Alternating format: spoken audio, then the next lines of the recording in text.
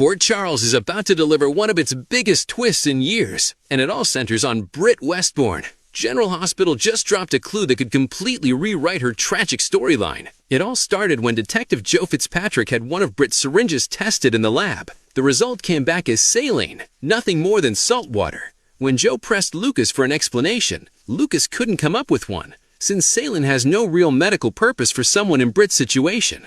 That single detail is now raising a massive question. Has Britt been manipulated this entire time into thinking she's dying? For those who need a refresher, Britt's Huntington's journey began back in 2020 with hand tremors that mirrored what her father Cesar Faison went through. By 2021, she'd been told she carried the genetic markers, and the diagnosis sent her into a spiral that eventually led her to fake her own death. That death was revealed as a setup orchestrated by Sidwell and Cullum, who used an experimental drug as leverage to keep Britt compliant and working on their cold fusion project. Britt believed that medication was the only thing standing between her and the disease taking over. She even tried stealing a sample so she could reproduce it herself and break free. When that failed, she went on the run with Rocco instead. Things only got scarier from there, since Rocco later found her unconscious overseas, a moment that seemed to confirm just how serious her condition really was. But now Joe's lab results are throwing everything into question. If the syringe really was just saline, what has Britt actually been taking?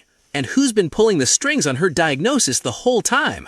There are a few ways this could go. The most likely option is that Britt was handed a placebo to keep her scared, obedient, and dependent on her captors. Another possibility is that the tested syringe wasn't even the real medication, maybe a decoy planted to throw Joe off track.